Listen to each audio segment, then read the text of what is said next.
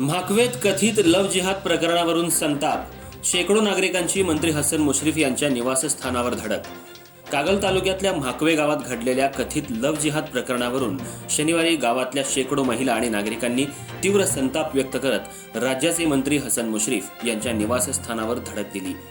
मुलगी मिळाल्याशिवाय इथून हलणार नाही असा ठाम पवित्रा नागरिकांनी घेतल्यानं परिसरात काही काळ तणावपूर्ण वातावरण निर्माण झालं. घटनेची गंभीर दखल घेत मंत्री हसन मुश्रीफ यांनी कागल पोलीस ठाण्याच्या पोलीस निरीक्षकांना संबंधित मुलीचा शोध घेऊन तिला कायदेशीर प्रक्रियेनंतर तिच्या आईवडिलांच्या ताब्यात देण्यासाठी आवश्यक कार्यवाही करण्याच्या सूचना दिल्या. त्यानंतर आंदोलकांनी कागल पोलीस ठाण्याच्या आवारात ठिय्या आंदोलन सुरू केलं. यावेळी नवीद मुश्रीफ, अमरीश घाटगे, मनोज फराकटे यांनी उपस्थित नागरिकांना शांततेचं आवाहन केलं.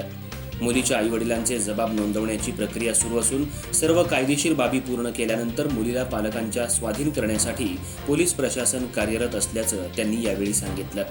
मुलगी ताब्यात मिळाल्याशिवाय कुणीही इथून जाणार नाही, मात्र कायद्याच्या चौकटीतच सर्व प्रक्रिया पूर्ण होईल अशी ग्वाही सुद्धा त्यांनी आंदोलकांना दिली. दरम्यान या प्रकरणामुळे म्हाकवे गावासह कागल परिसरात मोठी खळबळ उडाली असून पोलीस सर्व परिस्थितीवर बारकाईनं लक्ष ठेवून आहेत.